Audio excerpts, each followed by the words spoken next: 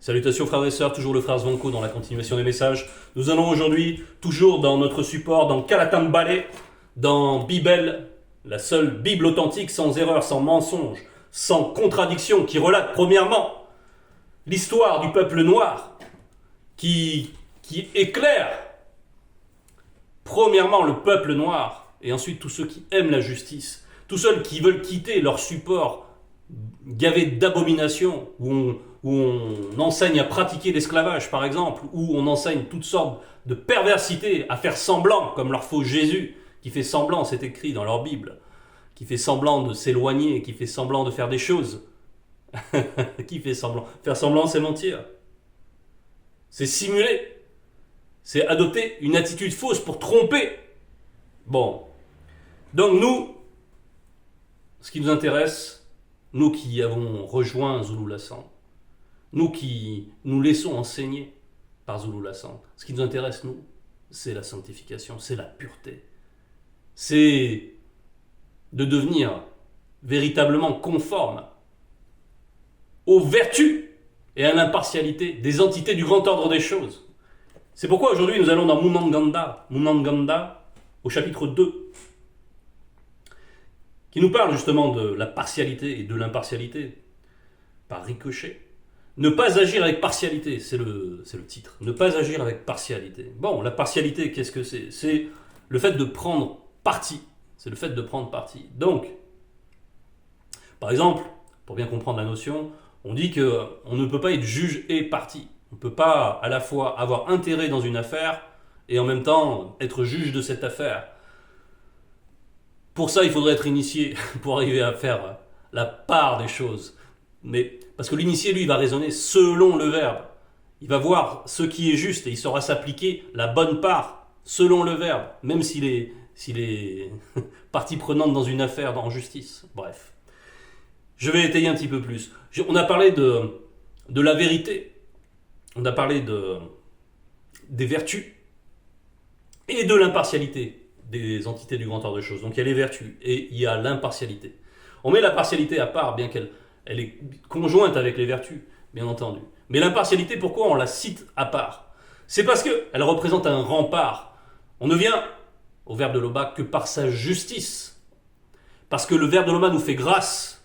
Et on apprend à grandir dans la justice pour être un juste connu. Et finalement, pouvoir vivre dans la dimension de l'amour à toujours. L'amour du Verbe. Bien, donc, mais la frontière pour vivre dans cet amour, c'est la justice. Et la justice, c'est lié à l'impartialité. Et l'injustice, c'est lié à la partialité. Être partial, c'est donc être inique dans ses jugements. Et on va voir la racine de cela. Au verset 1, « Mes frères et sœurs, que votre foi en Loba soit libre de toute discrimination selon le verbe. » Donc, ce qui est frappant ici, c'est l'usage du mot « libre ». Libre. Bien, parce que faire des discriminations, et là on entend par là, d'avoir des jugements uniques, donc d'avoir des jugements qui ne sont pas basés par rapport à la justice, qui sont basés par rapport à des impressions, qui sont basés par rapport à une forme de subjectivité. Ah, lui, j'aime pas sa tête. Ah, lui, j'aime pas comment il parle. J'aime pas sa voix. J'aime pas... Bon. Là, on est dans la subjectivité. Le jugement ne va pas en profondeur. Il ne va pas voir, par exemple, l'essence des propos de la personne. Il ne va pas voir ses dispositions, sa manière d'agir, etc. On est donc sur un jugement superficiel, un jugement charnel. Et... on nous demande que notre jugement soit libre. C'est parce que la liberté, c'est en rapport avec la vérité.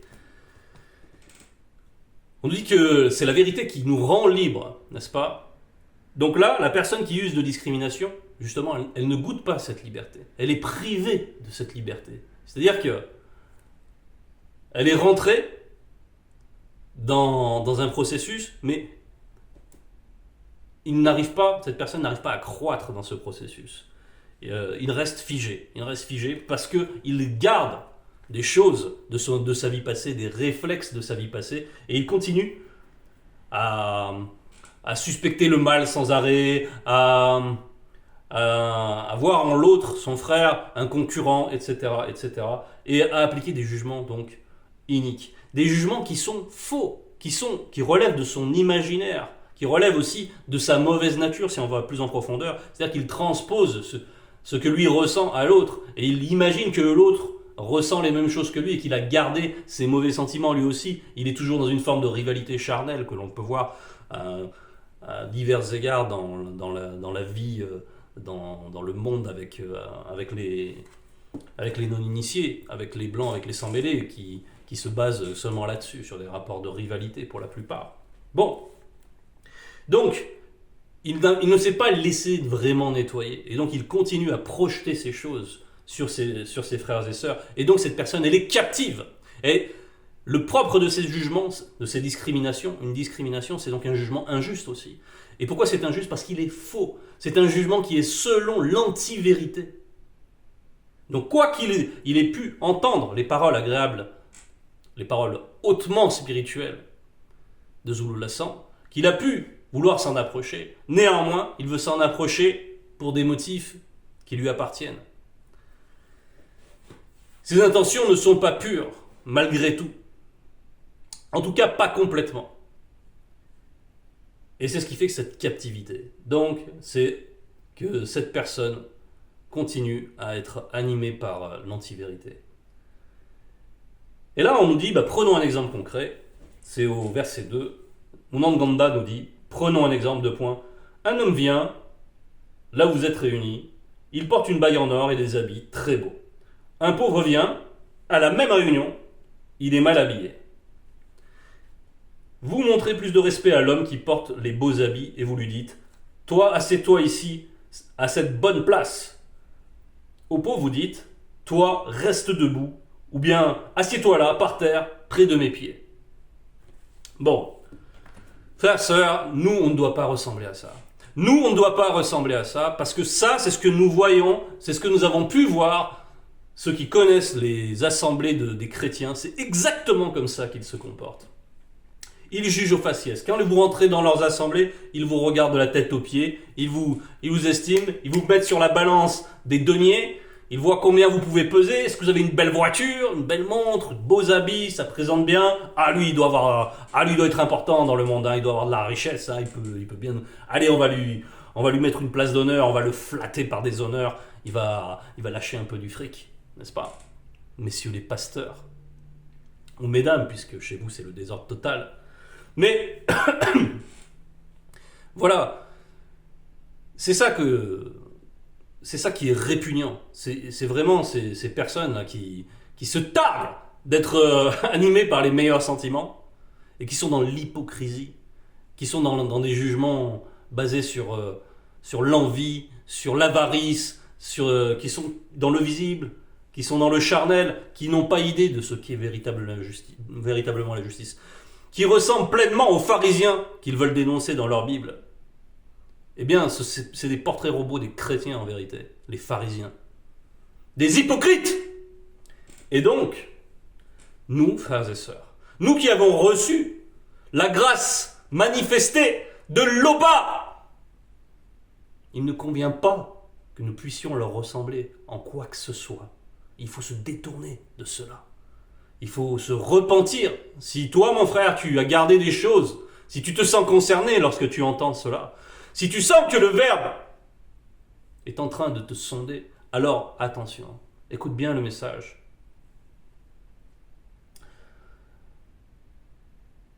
Vous montrez plus de respect donc à l'homme qui porte. Donc là, c'est vraiment la justice, c'est-à-dire, voilà. Bon.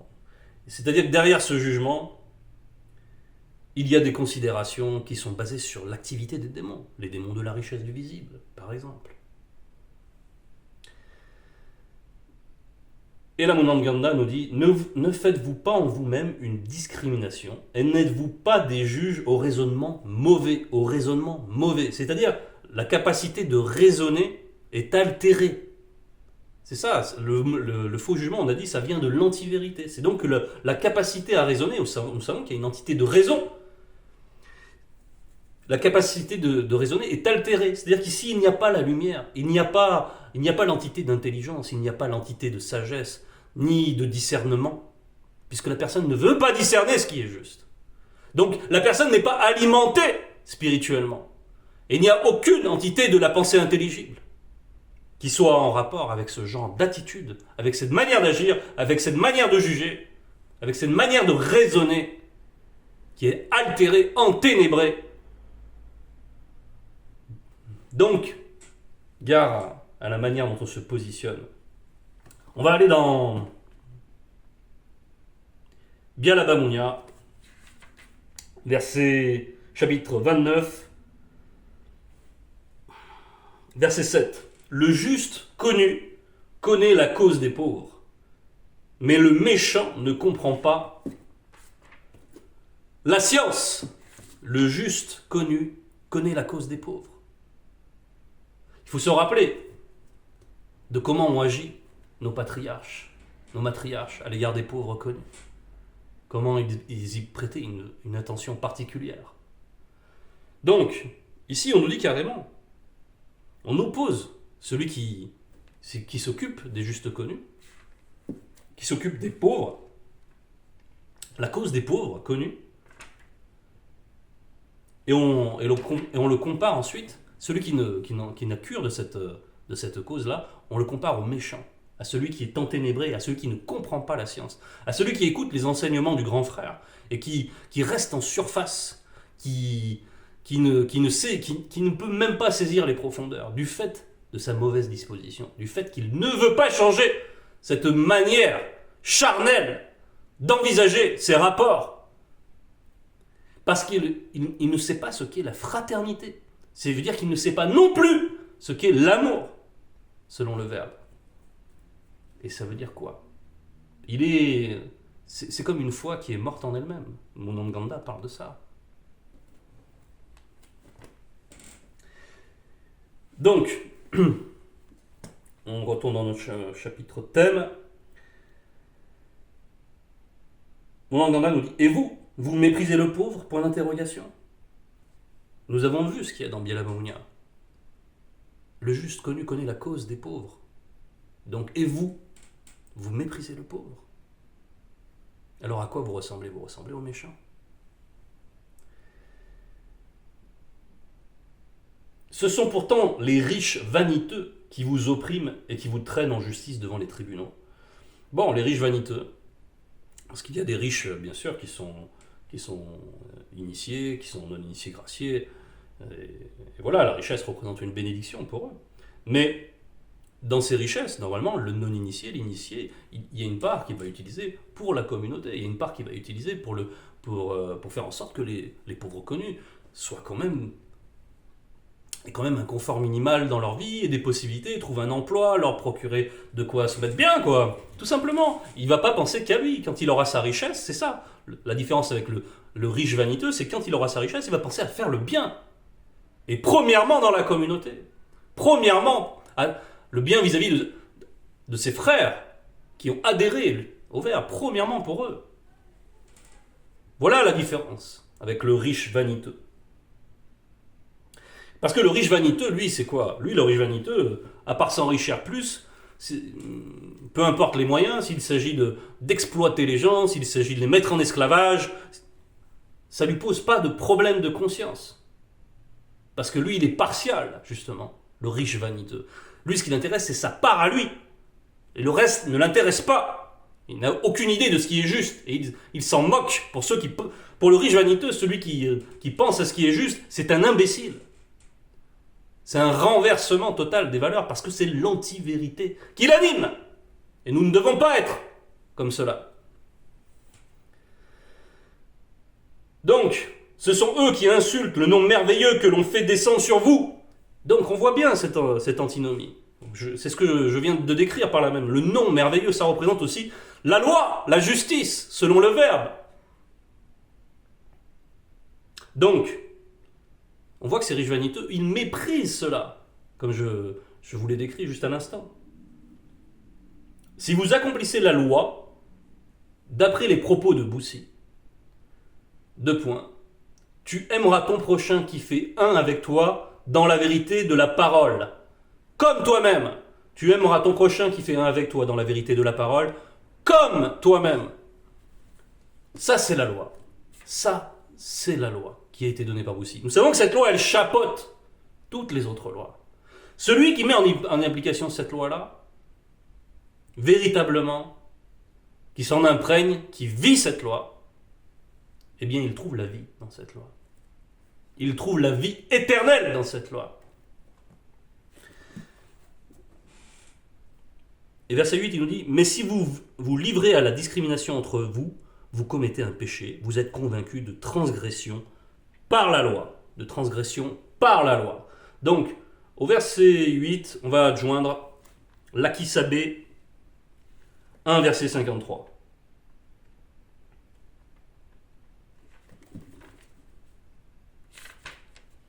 Qui nous dit, « Nous savons que nous sommes passés de la mort spirituelle à la grâce parce que nous aimons les frères et les sœurs qui marchent selon le Verbe. » Parce que nous aimons les frères et sœurs qui marchent selon le Verbe.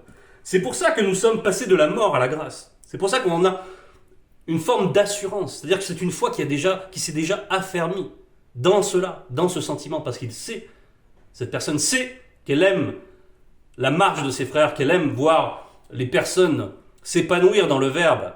C'est son prochain. Il aime voir comment son prochain, il progresse, comment le Verbe lui fait grâce, comment il est heureux dans sa vie, et il se réjouit de cela, il se réjouit d'avoir aussi sa part en cela, et de partager le pain de vie avec son frère. Il y a cette réjouissance-là. Et ça, c'est ce qui fait que cette personne, vu qu'elle a ces nobles sentiments qui sont liés à l'amour, selon le Verbe, eh bien, elle est heureuse d'une part, elle est heureuse, et elle a une assurance dans sa foi. Parce que être animé par de tels sentiments, ça conforte. On sait, si je vis ces sentiments, c'est donc que je vis la vie de l'esprit. Sinon, je n'aurais pas ces sentiments. J'aurais de la discrimination à la place. J'aurais de la médisance. J'aurais une amertume vis-à-vis de mes frères et sœurs.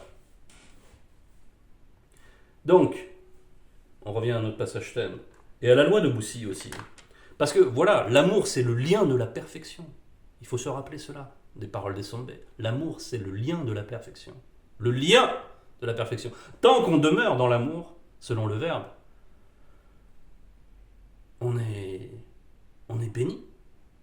On est à l'aise. Il peut arriver n'importe quoi, les circonstances, etc. On est à l'aise malgré tout. Malgré tout. Parce qu'on sait que le Verbe veille sur nous. On sait qui on est.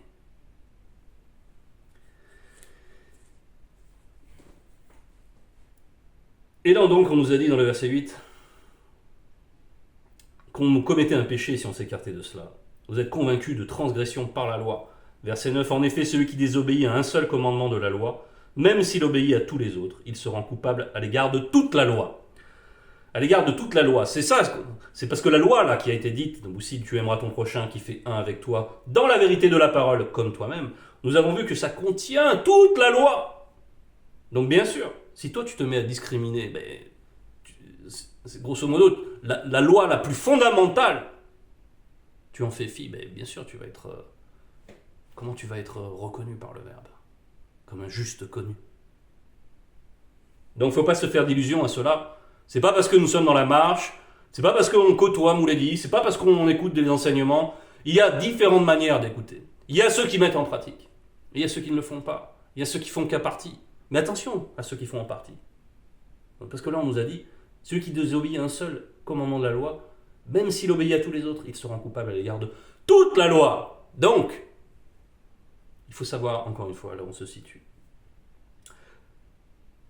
Verset 10, parlez et agissez comme devant être jugés par une loi de liberté. Car le jugement est sans miséricorde pour qui n'a pas fait miséricorde. La miséricorde triomphe du jugement. La miséricorde triomphe du jugement. Donc ici, frères, sœurs, on nous parle de parler, de parler. Parce que quand on parle, il y a plusieurs manières de parler. Penser, c'est déjà parler. Maintenant, après, quelqu'un qui va trop cultiver des pensées, comme ça, des pensées néfastes, des pensées amères à l'égard de son frère, il va finir par parler. Parce que c'est quelque chose qui macère spirituellement. Et au bout d'un moment, il y a trop de pression. Il faut que ça sorte. Et ça sort. Et donc, ce sont des paroles. Et donc, on commence à consommer le péché en l'exprimant, en le verbalisant. Et qu'est-ce qu'on verbalise? On verbalise du kongosa, de la discrimination, de la médisance, du n'importe quoi, on sème la division, tout ça parce qu'on a une vision tronquée, tout ça parce qu'on n'a pas bien écouté, parce qu'on ne s'est pas laissé enseigner, on ne s'est pas laissé purifier, et donc on émet du n'importe quoi à l'égard de son frère et sœur, de ses frères et sœurs. Si on veut juger, il faut juger selon le verbe. Il faut juger selon le verbe. Si un frère manifeste quelque chose, une anomalie par rapport aux enseignements, nous avons tout un protocole, nous le savons. Il faut d'abord aller reprendre son frère dans l'amour, dans la sagesse, en privé, afin qu'il puisse bien recevoir, en voulant aider son frère. Alors pourquoi celui qui est dans la discrimination, il garde pour lui ses mauvais sentiments et après il commence à parler d'un tel dans son dos? Ça, c'est pas l'amour. Ça, c'est pas l'enseignement qu'on a reçu. Donc, que chacun se surveille. Et puis on nous dit ici donc que la miséricorde triomphe du jugement. Il faut être prompte à être miséricordieux. La personne, pourvu qu'elle fasse preuve de bonne foi, qu'elle veuille bien revenir à une bonne attitude, qu'elle reconnaisse qu'elle a eu tort, qu'elle se repente, on sera bien avisé de lui accorder notre miséricorde personnelle, notre petite miséricorde personnelle. Parce que on a eu besoin de miséricorde nous-mêmes. On a eu besoin de miséricorde. Et on a encore besoin de la miséricorde. Et nous le savons. Donc, quand c'est à notre tour de l'accorder, soyons vigilants. Si c'est dur, si c'est difficile, eh ben, il faut aller dans la prière. Si on voit que c'est endurci, il faut aller livrer cet endurcissement dans la prière. Et demander d'en être délivré. D'en être délivré, c'est pour ça qu'on nous parle d'une loi de liberté, comme au commencement du message. D'être délivré de cela. Et de pouvoir faire selon la manifestation de la volonté de Tété. De vouloir faire selon l'enseignement et de vraiment vivre l'amour du prochain et la miséricorde. C'est l'expression de l'amour aussi. Il faut se rappeler par exemple de Ngouma. De Ngouma qui se réjouissait du châtiment qui allait consumer toute une ville. Bien, il a été enseigné. Lui, il était Mutu Peda Mundi, dans le visible. Lui, c'était un initié très puissant. Il est toujours un initié puissant, parce qu'il est un vivant, mais dans le visible. Et il a été enseigné par rapport à la justice, et par rapport à la miséricorde, et à la manière dont la miséricorde triomphe du jugement. Lui, c'était un Mutu Peda Mundi dans le visible, et nous sommes des non-initiés. Donc nous serions bien inspirés de faire preuve d'humilité pour pouvoir être guidés dans cet apprentissage de la miséricorde et de ce qui est juste et impartial. C'était le message. Toute gloire à l'Oba.